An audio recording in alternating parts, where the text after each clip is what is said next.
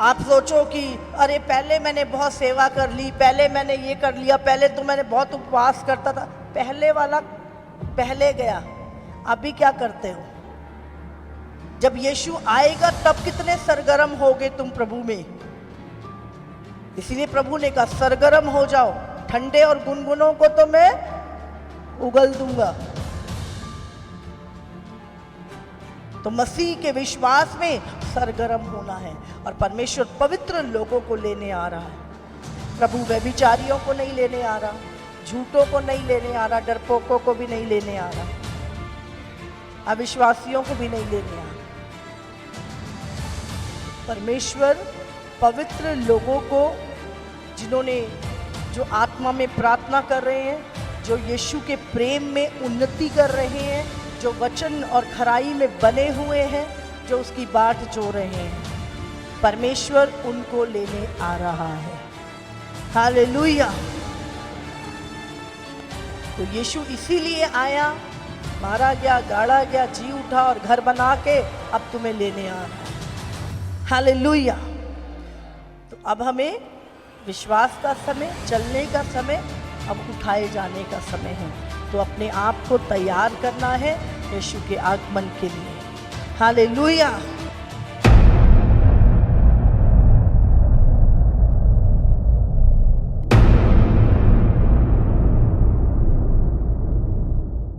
परमेश्वर ने अपना वचन हमें क्यों दिया? सिर्फ पाठ करने के लिए कि इसको पढ़ो और धर्मी हो जाओ? बोलो। पहले हम कुछ ऐसा करते थे ना कि हम भाई इस चीज़ को इतनी बार पढ़ लो तो बहुत धर्मी हो जाओगे, हम ऐसा किया करते थे। आप जानते हैं प्रभु के वचन के द्वारा आकाश स्थिर है। प्रभु के वचन के कारण सूरज रोज पूरब से निकलता और पश्चिम में छिपता है। प्रभु के वचन के कारण चांद अपनी रोशनी देता है। जितने तारे आसमान में हैं, हाँ, वो परमेश्वर के वचन के कारण लटके हुए हैं। प्रभु के वचन के कारण समुद्र अपनी सीमा नहीं तोड़ता। प्रभु के वचन के कारण धरती पे हरियाली होती है, क्योंकि परमेश्वर ने पूरी सृष्टि जो है वो अपने वचन से बनाई। समझ रहे हैं? तारों में सबसे छोटा तारा सूरज है। तो आप सोच सकते हैं करोड़ों अरबों खरबों ऊपर तारे, अगर एक भी गिर जाए तो धरती का क्या होगा? लेकिन वो स्थिर है क्योंकि प्रभु के वचन के द्वारा प्रभु ने उन्हें बोला जैसा वो वैसे ही लटके। तो पूरी जो सृष्टि है, पूरी जो पृथ्वी है, वो प्रभु के वचन पे स्थिर है। और प्रभु ने आपको और मुझे भी क्या दिया? वचन। और वो वचन ऐसा नहीं है कि प्रभु ने बोल दिया, कल को फिर कुछ और बोल देगा, परसों को कुछ और बोल देगा। प्रभु का जो वचन है वो स्थिर है, उसमें कोई बदलाव नहीं है, कोई मिलावट नहीं है, कोई अस्थिरता नहीं है। बाइबल में लिखा है धरती और आकाश टल जाएंगे पर मेरा वचन बिना पूरा हुए कभी ना टलेगा। हालेलुया। तो इस दुनिया में सारी चीजें अस्थिर हैं।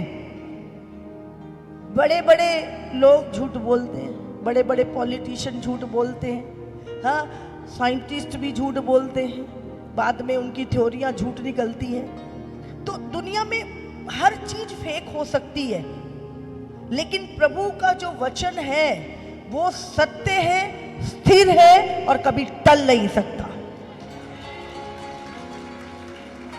तो आपको और मुझे आंख बंद करके हम प्रभु के वचन पे विश्वास करना है। हालेलुया। बंद करके, खोल के, देख के, सोच के, जैसे भी है, पर प्रभु के वचन पे विश्वास करना है, क्योंकि यही मनुष्य जीवन की नींव है। आप प्रभु के पास आते हैं, अपने पापों से तौबा करते हो,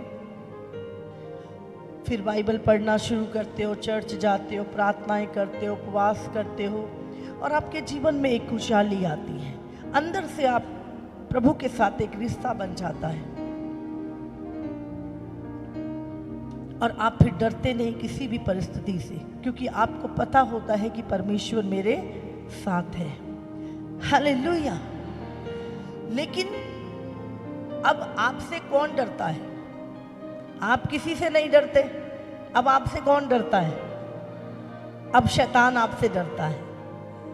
समझ रहे हैं? तो अब शैतान क्या करता है? हमारे लिए युक्ति बनाता है।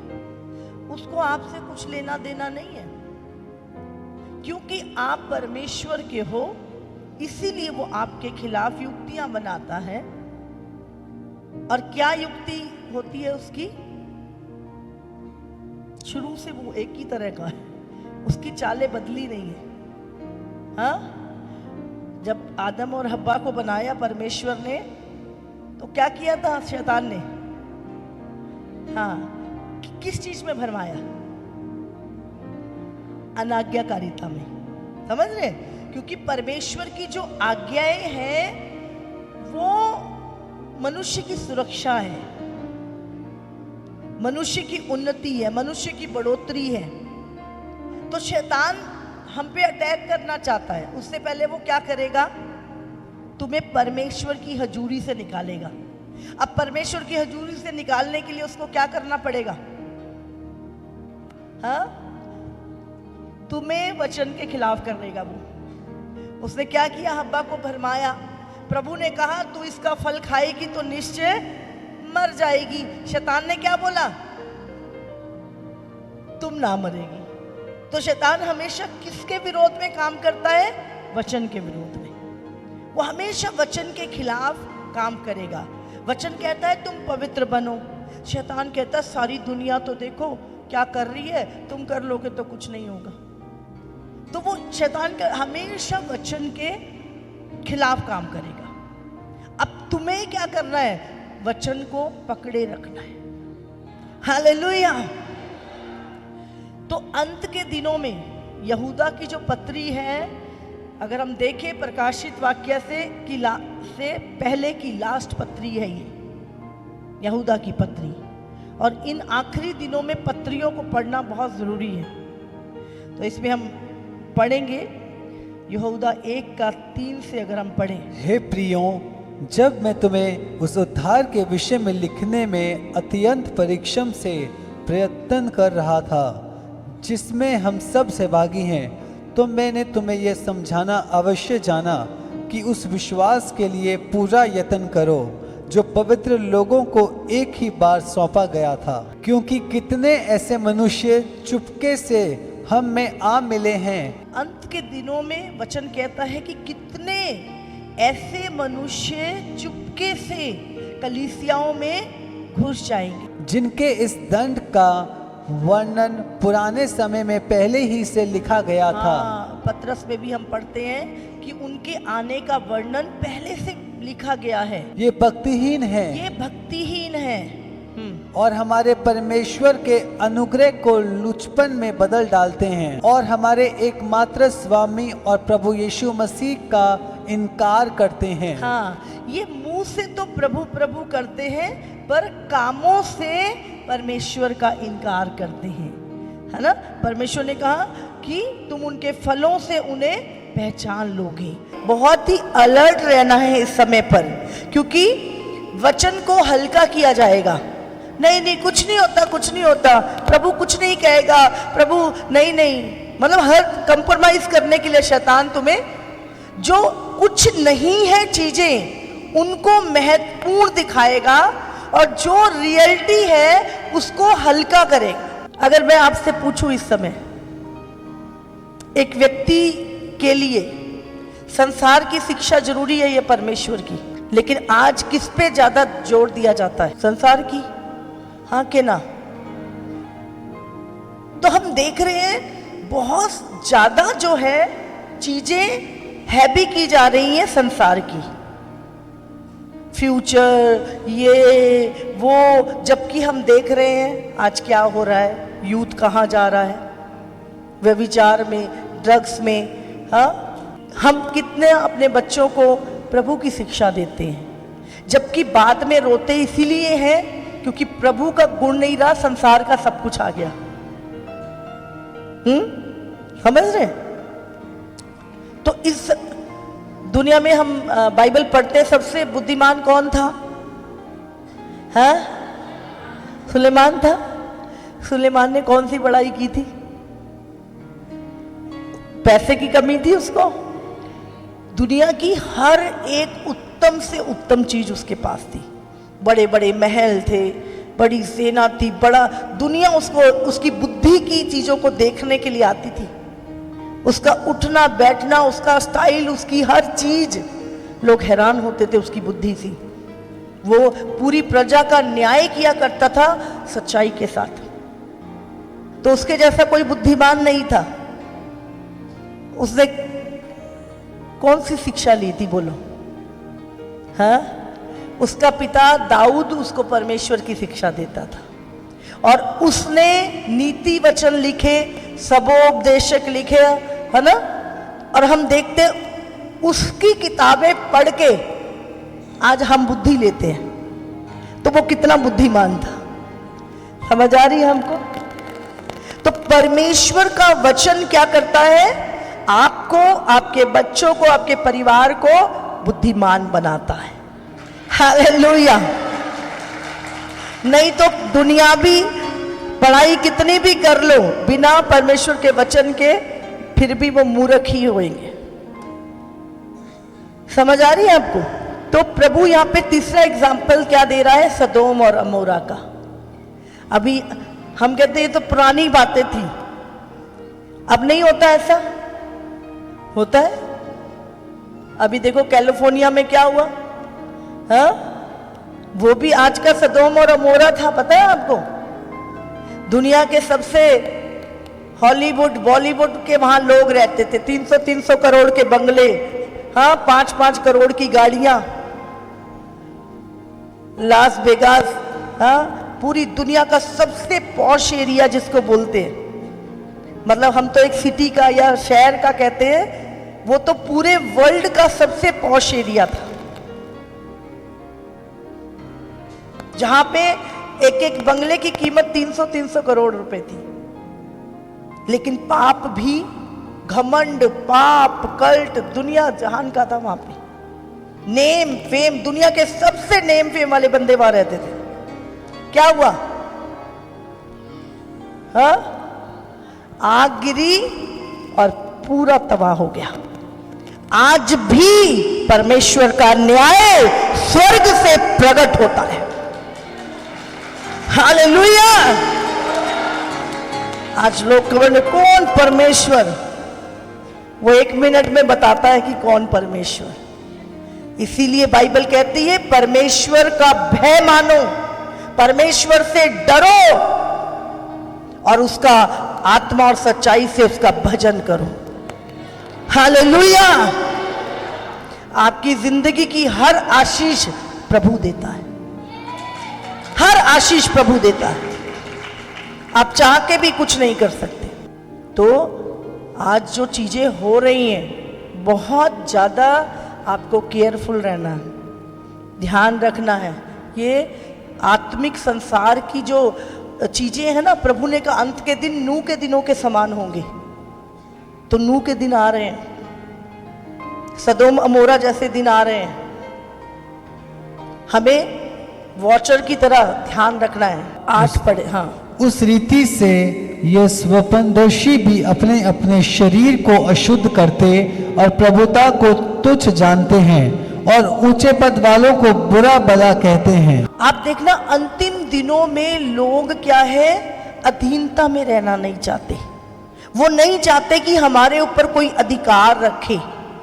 वो चाहते हैं बस जो मैं चाहता हूं, मेरा मन करता है मैं वही करूं, मेरे ऊपर किसी का अधिकार ना हो, कोई मुझे रोके टोके ना, कोई मुझे करेक्शन ना करे मेरी लाइफ में। तो वो क्या करते हैं, वो उस अधिकार का विरोध करते हैं।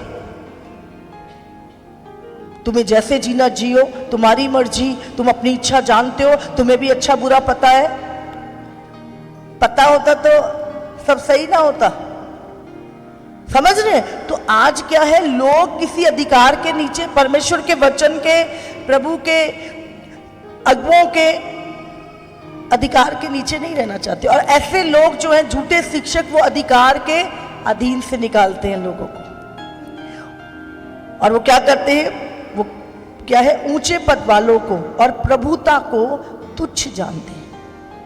हम पे कोई प्रभुता ना करे, हमें कोई ना सिखाए, हमें सब पता है कि नहीं? सच बताओ, पहले ऐसा नहीं होता था, लेकिन अब ऐसा हो रहा है। और ये वचन जो आखिरी दिनों का है, ये सारी चीजें इसीलिए प्रभु ने अंतिम दिनों के विषय में हमें बताया कि हम अलर्ट हो जाएं। अब देखो, अब हम जा रहे हैं तो मुझे कोई रोक के कहता है कि भाई साहब आगे ना एक एक्सीडेंट हुआ है, आप ध्यान से जाना, समझ रहे हैं? तो आपके दिमाग में आ गई और आप क्या कर रहे हैं, आप ध्यान से चल रहे हैं। आप जैसे चल रहे थे एक फ्लो में, अब वैसे नहीं चल रहे, आप ध्यान से चल रहे हो आप, और आप देखते हो कि हाँ भाई ऐसा हुआ है, और आप किनारे से ध्यान से निकल जाते हो और सेफ हो जाते हो, और वहां पे कोई लाइट नहीं है। लेकिन अगर आपको बताया ना जाए तो आप तो अपने फ्लो में गाने गाते जा रहे हो, और क्या होगा, सीधे एक तो हुआ है और भी हो जाएगा। समझ रहे? तो परमेश्वर ने क्या हमें अपना वचन दिया कि अंतिम दिनों में क्या क्या घटेगा जब यीशु मसीह का आगमन होने वाला होगा, और तुम्हें किन चीजों से सतर्क रहना है, बचना है। समझ आ रही है आपको? अगर परमेश्वर ने उस दूत को जो स्वर्ग में उसकी आराधना करता था, उसको और उसकी सेना को नीचे फेंक दिया, हाँ, जो दूत जो 200 वॉचर थे जो पूरी दुनिया को, मनुष्यों को वॉच करते थे, जब उन्होंने मनुष्य की पुत्रियों के साथ शादी कर ली तो उनको भी परमेश्वर ने अंधेरे स्थानों में बांध दिया। सदोम और अमोरा को प्रभु ने नहीं छोड़ा। वो लोग जो मिस्र से निकाला था, जिनको प्रभु ने अपना दाहिना हाथ से, जब वो बुराई करने लगे, व्यभिचारी हो गए, तो प्रभु ने उन्हें भी नष्ट कर दिया। तो आप और मैं ज्यादा ही कुछ है हम, हाँ? और हमें लगता है कि बस नहीं, सब ठीक है, सब ठीक है, कुछ नहीं होगा, कुछ नहीं होगा। कहने से कुछ नहीं होगा। प्रभु अपने वचन से बाहर बात करेगा, काम करेगा। वो बोलता मैंने तुझे लिख के दिया है, मैंने तुझे लिख के दिया है कि इस पे चलना है, बचना है, और इस रीति से अपनी दौड़ को पूरा करना है। पौलुस ने अपनी दौड़ को कैसे पूरा किया? देखो, मैं बता रही थी, पहले उसका इनकाउंटर हुआ प्रभु के साथ, उसके बाद उसकी प्रार्थना हुई, आंखें खुली, उसके बाद वो प्रभु के साथ चला। उसने कहा मैं नहीं कहता कि मैं पा चुका हूं, पर मैं निशाने की ओर देखता और दौड़ता हूं, और पिछली बातों को भुला के आगे की ओर दौड़ा चला जाता हूं। और वहां पर वो कहता है मैं रोज अपने शरीर को मारता कूटता और वश में लेकर आता हूं। हाँ कि नहीं? हम मारते कूटते हैं क्या अपने आप को? हाँ, मारना कूटना ऐसा नहीं कि आप शरीर को मारो।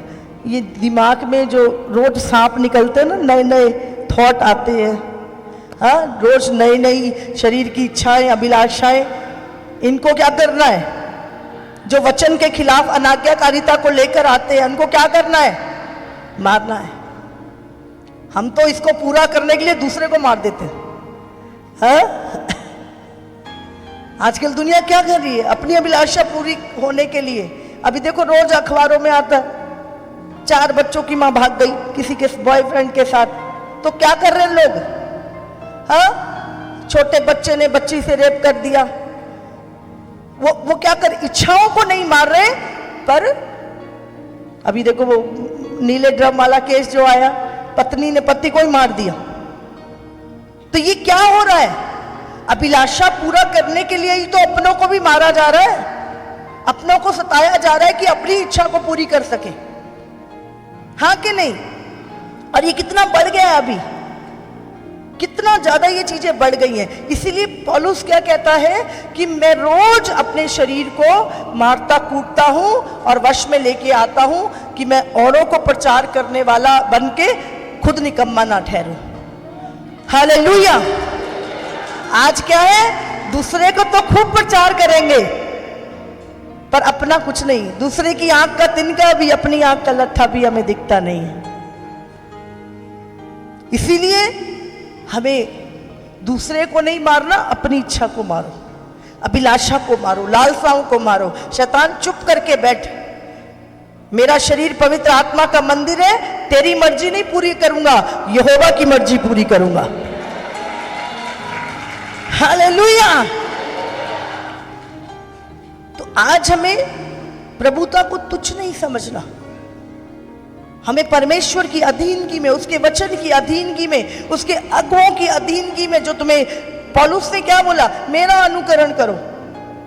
हम बोले पौलुस बड़ा घमंडी आदमी है भाई, कहता मेरा अनुकरण करो, सारी दुनिया कहती है मसीह का अनुकरण करो। लेकिन पौलुस ने क्या बोला, जैसे मैं मसीह का अनुकरण करता हूं उसी प्रकार तुम मुझे देखकर मसीह का अनुकरण करो। हालेलुया। आज अगर आपको कोई देखे आपकी लाइफ को, तो क्या कोई आपका अनुकरण कर सकता है? आपको पूछना अपने आप से कि अगर कोई मेरी जिंदगी को देखे 10 जने, तो क्या मैं इस ऐसा कोई आदर्श बन चुका हूं कि लोग मेरे पीछे चले? समझ रहे हैं? हमें एक आदर्श बनना है। और आदर्श कैसे बना जाता है बाइबल कहती है? बोलो, किसको पता है? आदर्श बनने के लिए क्या उठाना पड़ता है? दुख उठाना पड़ता है, तभी आप एक एग्जाम्पल को सेट कर सकते। यीशु ने दुख उठाया और वो हमारे लिए एक आदर्श है। पौलुस ने दुख उठाया, वो हमारे लिए एक आदर्श है। कितनों को समझ में आ रही है? ये शरीर को जितना मर्जी खिलाओ, पिलाओ, पहनाओ, सब कुछ करो, एक दिन क्या होगा? ताबूत में चला जाएगा। समझ रहे हैं? लेकिन इस शरीर से जितना तुम परमेश्वर का काम करो, जितना अधिक इस शरीर के द्वारा प्रभु की महिमा करो, वो काम तुम्हारे साथ जाएंगे। हालेलुया। ये नहीं जाएगा, पर इसके द्वारा किए गए काम, बाइबल में लिखा है, तेरे आत्मा के जाने से पहले तेरे काम तेरे आगे हो लेंगे। समझ रहे? जब एक व्यक्ति मर जाता है तो क्या याद करते हैं? कौन सा ब्रांड का कपड़ा पहनता था, क्या खाता था, कैसा बाल का स्टाइल करता था, हा? क्या याद करते हो? क्या याद करते हो? काम। तो ध्यान कहां देना है? अपने कामों पर। और काम कौन से करने हैं? जो वचन कहता है। मुश्किल नहीं है, चीजें बहुत सिंपल है। बहुत कॉम्प्लिकेट बना रखा है चीजों को, पर बहुत सिंपल है। इसीलिए अपने कामों पे, अपनी रूटीन पे, अपने बोलने पे, अपनी चीजों के ऊपर ध्यान देना है। देखो, जब इजराइली कराहे, वो कराहने लगे कि परमेश्वर हमें छुड़ा, उनका कराहना कहां पहुंचा? परमेश्वर के पास। प्रभु ने उनका कुराहना सुनकर उन्हें मूसा को भेजा। जब हन्ना ने पुकारा, कराई, वो रोई, किसने सुना उसकी पुकार? परमेश्वर ने सुनी। जब पौलुस परमेश्वर के लोगों को सता रहा था, तो कौन आया उनकी रक्षा करने? यीशु के साथ इनकाउंटर हुआ। क्यों मैं सताता मेरे लोगों को? मुझे, उसने ये नहीं बोला मेरे लोग, उसने बोला मुझे तू क्यों सताता है? जब कुरनेलियस दान और प्रार्थना देता था प्रभु को, तो कहां पहुंच रहे थे? स्वर्ग में। हाँ कि नहीं? तो इसका मतलब तुम्हारे काम कहां जा रहे हैं? अगर आप तुम मसीह में कुछ भी कर रहे हो, तो वो कहां पहुंच रहा है? स्वर्ग में पहुंच रहा है। हालेलुया। तो तुम परमेश्वर का ध्यान आकर्षित करके दूतों को भी बुला सकते हो, और तुम गलत काम करके डंडे भी ले सकते हो। अब मर्जी तुम्हारी है कि तुम्हें ताड़ना चाहिए प्रभु की, या प्रभु के दूत आके तुम्हारी मदद करें। वो तुम्हारे कामों पे निर्भर है। हाँ, अब प्रभु ने आंखें दी हैं, इन आंखों से तुम रात को बंद करके यीशु को भी देख सकते हो, या इन आंखों को खोल के गंदी मूवी भी देख सकते हो। समझ रहे? आंखें तो तुम्हारी हैं, पर इसका लेखा जरूर देना पड़ेगा। हाँ कि नहीं? बनाया किसने हमें?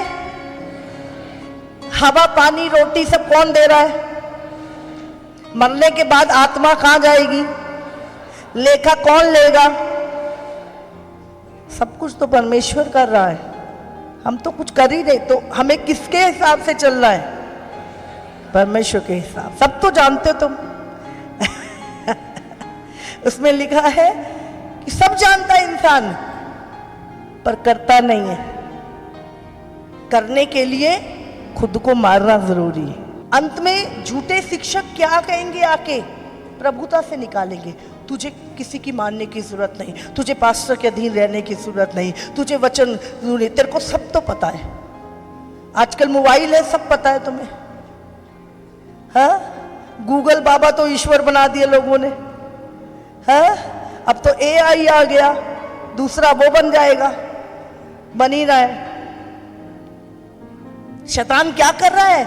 परमेश्वर से दूर कर रहा है इंसान को। पहले लोग ध्यान मनन करते थे, पहाड़ों पे जाते थे, कमरा बंद करके। प्रभु ने क्या बोला? तू कैसे प्रार्थना कर? कोठड़ी बंद करके। समझ रहे हैं? अब तो प्रार्थना सिर्फ उसी टाइम करते हैं जब 4 बंदे साथ में होते हैं, और इंसान जो रियलिटी के साथ जुड़ा हुआ था वो दूर होता जा रहा है। तो हमें ध्यान रखना इस अंतिम समय में। एक आधा वचन हम इसी को एक हम पढ़ लेंगे। पर हे प्रियो, तुम उन बातों को स्मरण रखो जो हमारे प्रभु यीशु मसीह के प्रेरित पहले ही ये कह प्रिय चुके। कौन है? जिन्होंने यीशु पे विश्वास किया। आप लोगों से प्रभु बात कर रहा है। वे तुमसे कहा करते थे, पिछले दिनों में ऐसे ठट्ठा करने वाले होंगे जो अपनी अभक्ति की अभिलाषाओं के अनुसार चलेंगे। पिछले दिन कौन से दिन? ये जो अब चल रहे हैं, वो आगे के दिन थे और ये पिछले दिन है। उन दिनों में लोग अपनी अभिलाषाओं के अनुसार चलेंगे। ये वे हैं जो फूट डालते हैं, ये शारीरिक लोग हैं जिनमें आत्मा नहीं। पर हे प्रियो, तुम अपने अति पवित्र विश्वास में उन्नति करते हुए और पवित्र आत्मा में प्रार्थना करते हुए अपने आप को परमेश्वर के प्रेम में बनाए रखो।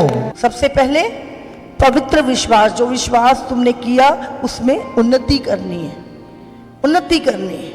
और दूसरा क्या लिखा है? पवित्र आत्मा में प्रार्थना करते हुए, दूसरी चीज। और तीसरा, अपने आप को परमेश्वर के प्रेम में बनाए रखो। किसके प्रेम में? पर आज किसके प्रेम में ज्यादा चल रही है दुनिया? अपने आप के प्रेम में, धन के प्रेम में, हाँ, नेम फेम के प्रेम में। पर प्रभु किसके प्रेम में हमें चलना है? क्या लिखा है? परमेश्वर के प्रेम में अपने आप को बनाए रखो। आगे, और अनंत जीवन के लिए हमारे प्रभु यीशु मसीह की दया की बाट जोते रहो। चौथी चीज क्या है? अनंत जीवन के लिए अपने प्रभु यीशु मसीह की बाट जोते रहो।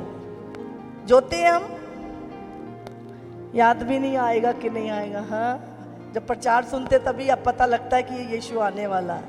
क्या रोज बाट जोते हैं? आप जानते हैं बाट कैसे जोते हैं? कभी ट्रेन की बाट जोई है? हाँ, 10 बज जाते फिर भी हम खड़े रहते हैं, घर तो नहीं जाते। 1 घंटा 2 घंटा लेट होती है तब भी बाट जोते रहते हैं। यहाँ पे कुछ लोग बोलते हैं कब से कह रहे हैं यीशु आएगा आएगा, आया तो या नहीं। उसको नहीं पता कब आना है। वो आपके समय में आएगा या अपने समय में? उत्पत्ति में लिखा गया कि स्त्री का वंश शैतान के सर को कुचलेगा, तो उसको कब आना था, कौन से सन में, कौन से समय में, वो यीशु जानता था। बाइबल में लिखा है यीशु को बहुत बार पकड़ने की कोशिश की गई, लेकिन उसका समय नहीं था। और जब समय आया तब वो क्रूस पे गया। और अब जो भविष्यवाणियों के हिसाब से जो चीजें हम देख रहे हैं, उसके मुताबिक यीशु का आना अब बहुत, मतलब बहुत, क्या बोलूं, द्वार पे ही खड़ा है, द्वार पे ही खड़ा है यीशु। अब ज्यादा दुनियादारी में मत उलझिए, अब बोरी बिस्तरा पैक करने का समय आ रहा है, समझ रहे हैं? अब पैकिंग शुरू कर दो। प्रभु का आगमन बहुत निकट है। पूरी दुनिया में धरती क्या कर रही है? हिल रही है। 10 भूकंप इधर, 10 उधर, 10 उधर। पूरी दुनिया की इकोनॉमी हिल रही है, पूरी दुनिया की चीजें क्या है? हिल रही हैं। आकाश में तारे हिल रहे हैं, धरती हिल रही है। तो अब हम देखें तो यहां तक कि मसीहों के विश्वास भी हिल रहे हैं, प्रेम भी हिल रहे हैं। तो प्रभु ने क्या बोला? मैं सारी चीजों को हिलाऊंगा जब मैं आऊंगा। बाइबल में लिखा है, पर जो अंत तक स्थिर रहेगा उसी का उद्धार होगा। आप सोचो कि अरे पहले मैंने बहुत सेवा कर ली, पहले मैंने ये कर लिया, पहले तो मैंने बहुत उपवास करता था। पहले वाला पहले गया, अभी क्या करते हो? जब यीशु आएगा तब कितने सरगर्म होगे तुम प्रभु में। इसीलिए प्रभु ने कहा सरगर्म हो जाओ, ठंडे और गुनगुनों को तो मैं उगल दूंगा। तो मसीह के विश्वास में सरगर्म होना है। और परमेश्वर पवित्र लोगों को लेने आ रहा है। प्रभु व्यभिचारियों को नहीं लेने आ रहा, झूठों को नहीं लेने आ रहा, डरपोकों को भी नहीं लेने आ रहा, अविश्वासियों को भी नहीं लेने आ रहा। परमेश्वर पवित्र लोगों को, जिन्होंने जो आत्मा में प्रार्थना कर रहे हैं, जो यीशु के प्रेम में उन्नति कर रहे हैं, जो वचन और खराई में बने हुए हैं, जो उसकी बाट जो रहे हैं, परमेश्वर उनको लेने आ रहा है। हालेलुया। तो यीशु इसीलिए आया, मारा गया, गाड़ा गया, जी उठा और घर बना के अब तुम्हें लेने आ रहा है। हालेलुया। तो अब हमें विश्वास का समय, चलने का समय, अब उठाए जाने का समय है। तो अपने आप को तैयार करना है यीशु के आगमन के लिए। हालेलुया। अंतिम दिनों में झूठ, फरेब, रिश्वत और पाप की कमाई करी, अब वो धन ही गवाही देगा तुम्हारे खिलाफ उठ के। ये प्रभु के पीछे नहीं चला, ये सब पूरा वचन तोड़ा इसने, और वो धन तुम्हारे खिलाफ तुम्हारी गवाही देगा। इसीलिए बाइबल में लिखा है, धन जो है वो सारी बुराइयों की जड़ है। तो तुम्हारे पास खाने को, पहनने को और यीशु होना चाहिए, तो सब कुछ प्रतिदिन प्रभु तुम्हारी जरूरतें पूरी करेगा। आज तुम इतने चमत्कार देख रहे हो, पवित्र आत्मा का इतना काम देख रहे हो, उसके बाद भी विश्वास नहीं कर रहे। तो इजराइलियों के सामने तो खंबा चलता था आग का, बादल, पूरा बादल उनके ऊपर ऐसे से चलता था। वो इतना देखकर भी विश्वास से गिर गए। आज इतने चमत्कार, इतना पवित्र आत्मा का बहाव, फिर भी पाप कर रहे हैं। परमेश्वर कहता है सदोम अमोरा को नहीं प्रभु ने छोड़ा। तो आपको क्या लगता है हम बच जाएंगे न्याय से?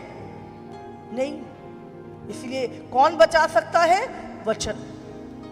वचन के मुताबिक अपना जीवन जीना है आपको। और वचन कठिन नहीं है अगर खुद से प्रेम नहीं है तो। यीशु से प्रेम है तो वचन पे चलना आसान है, लेकिन अपने से अगर प्रेम है तो वचन में चलना मुश्किल है। तो यीशु इस धरती पर आया, परीक्षा भी हुई, बहुत कठिनाइयां भी आई, लेकिन यीशु क्यों चल पाया? क्योंकि उसको तुमसे प्यार था, उसको पिता से प्रेम था, इसीलिए वो परमेश्वर की मर्जी पे चला। हम कब परमेश्वर के मार्ग पे आनंद से चल सकते हैं? जब हमें प्रभु से प्रेम होगा। समझ रहे हैं? स्वर्ग में कौन है तुम्हारा? कौन है? कोई है क्या? हाँ? पिता है। हाँ? स्वर्ग में कौन है तुम्हारा? यीशु। उसी के पास। अभी मेरा झारखंड में मेरा स्पिरिचुअल सन था, हाँ, तो मुझे बुलाया तो मैं आ गई। अब मेरा कोई कहीं होगा तो मैं जाऊंगी। तो हम स्वर्ग जा रहे हैं, तो स्वर्ग में यीशु हमें लेने आ रहा है। किसको लेने आएगा? जो उससे प्रेम करते हैं, जो उसकी बात जोड़े हैं, जो उसकी आज्ञाओं को मानते हैं। Hallelujah, hallelujah. तो परमेश्वर के साथ एक पवित्र रिलेशनशिप, वो माफ करता है, पर याद रखिए वो न्यायी भी है और वो प्रेमी भी है। समझ गए?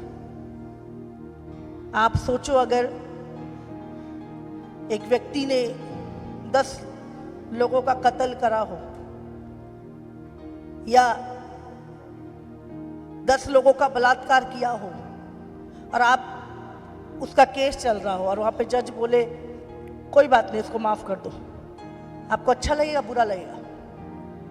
बोलो क्यों? क्योंकि आप चाहते हो इससे पाप किया, इसको सजा मिलनी चाहिए। समझ रहे हैं? तो आप बोलो हम तो प्रभु तुझ में थे, तो क्या हो गया? हम व्यभिचार कर रहे थे तो क्या हो गया? तो प्रभु तो न्यायी है, वचन तो सबके लिए है, तो वो न्यायी भी है और वो प्रेम, इसीलिए उसने अपना वचन हमें पहले से दे दिया। बेटा ये गलती नहीं करना, ये कानून है ना, और मैं इस कानून से, इस वचन से बंधा हुआ हूं। समझ रहे हैं? पिता क्या कहता है? मैं अपने नाम से ज्यादा अपने वचन को महत्व देता हूं। परमेश्वर वचन से बाहर कुछ नहीं करता, इसीलिए उसने लिख के दिया, भाई ये बंदे स्वर्ग में नहीं आ रहे, ये आ ही नहीं सकते। पढ़ ले। हालेलुया। डरपोक, थोड़ा सा सताव आया, प्रभु को छोड़ देते हैं। जरा सा घर से दिक्कत आई, प्रभु को छोड़ दिया। डरपोक लोग स्वर्ग नहीं जाएंगे। अविश्वासी, बातें तो विश्वास की करते पर विश्वास करते नहीं है। अविश्वासी, घिनौने काम करने वाले, जादू टोना करने वाले, और हत्यारे। हत्यारा वो नहीं जो चाकू लेके सिर मारे, हत्यारा वो भी जो किसी को ठोकर खिलाए, किसी विश्वासी को ठोकर खिलाए, किसी का दिल दुखाए, किसी को पीड़ा पहुंचाए अपने लिए। व्यभिचारी, समझे? व्यभिचारी भी स्वर्ग में नहीं जाने वाले। अगला, टोनो, जादू टोना करने वाले। प्रभु में आने के बाद भी बहुत सारे लोग जादू टोना के पीछे जाते हैं। अब शैतान और परमेश्वर दोनों की आराधना नहीं कर सकते। और मूर्ति पूजकों और सब झूठों का भाग उस झील में मिलेगा जो आग और गंधक से जलती रहती है। ये दूसरी मृत्यु है। और झूठ तो कॉमन है, झूठ तो कोई बड़ी बात नहीं है, झूठ तो बोलना ही पड़ता है। आज किसी के पास झूठ के बिना कैसे चलेगा? बोले मैंने थोड़ा नहीं बाइबल लिखी है, भाई मेरे से क्यों पूछ रहा है? इसमें लिखा है, मैं तो खुद इसको फॉलो करती हूँ, लॉ मैंने तो बनाया नहीं है। तो लोगों को लगता है तो भाई चलता है नहीं चलता हमें नहीं पता, लेकिन वचन कानून ये कहता है प्रभु का कि सारे झूठों का भाग आग की झील में मिलेगा। ये दूसरी मृत्यु है, और ये मृत्यु मरने के बाद इंसान कभी जिंदा नहीं होगा, जिंदगी भर आग में सड़ेगा। हालेलुया। तो हमें सत्य के साथ रूबरू होना है, सत्य को ही अपनी ढाल बनाना है। तारीफ करो परमेश्वर की, तारीफ करो। जब तक वचन सुन के मन में डर नहीं आता ना, तब तक वचन सुनना और सुनाना दोनों बेकार है। आज सब कुछ पता है, प्रभु का भय चला गया लोगों में से। पहले लोग प्रभु का नाम सुन के थर थर कांपते थे। प्रभु ने क्या बोला? डरते और कांपते हुए अपने उद्धार के काम को पूरा करो। ये मरने से मत डरो, पर वो वाला मरने से डरो जो अनंत काल तक तुम्हारी आत्माएं आग में सड़ेंगी। वो मृत्यु से डरो। हालेलुया। अरे पास्टर जी इतना मुश्किल बात मत बोलो, मीठी मीठी बातें करो, आशीष बरकत की बातें करो, पैसा कैसे मिलेगा ये बात बताओ। हाँ? परमेश्वर ने जब पृथ्वी बनाई ना, आज जो गाड़ी में भी चलते हो तो तेल प्रभु ने पहले ही पृथ्वी में डाल रखा था। सोना चांदी जो पहने बैठे हो ना, वो सब धरती मिट्टी से निकलता है। अब तुम्हारी आशीष कहाँ छुपी है, ये ना तो तुम्हें पता ना मुझे पता। ये किसको पता है? मछली के पेट, कौन सी मछली के पेट में सिक्का है, किसको पता था? अब तुम्हारी आशीष कहाँ छुपी है, ये प्रभु को पता है। तो प्रभु कब देगा? जब उसको फॉलो करोगे, जब प्रभु के पीछे चलोगे, तब वो तुम्हें बताएगा तेरी आशीष कहाँ छुपी है। वो मछली के मुंह में, कौन सी मछली के मुंह में सिक्का है, वो तुझे बताएगा, वो तुझे आशीष देगा। हालेलुया। अब इब्राहिम तो मर रहा था अकाल में, नदियां सूख गई थी, सब अकाल पड़ गया था। अब किसको पता था धरती में पानी निकलता है? इब्राहिम को थोड़ा नहीं पता था। परमेश्वर ने बोला खोद गड्ढा, मैंने नीचे भी पानी डाला है। हालेलुया। इसको पता था सोना निकलता नीचे से। तो खुदावन सब कुछ, तुम्हारी आशीष कहाँ है उसे पता है, समझ रहे? वो दे देगा, तुम्हें उससे फॉलो करो, तुम उसके धर्मराज को फॉलो करो, बाकी की सारी चीजें वो तुम्हें बताएगा, तुम्हें देगा। हालेलुया। तो प्रभु का धन्यवाद करो, क्योंकि ये दौड़ यहां तक की नहीं है, ये दुनिया की दौड़ नहीं है, ये दौड़ स्वर्ग तक की है। हालेलुया। और हमें इस दौड़ को पूरा करना है और अपने विश्वास की रखवाली करनी है।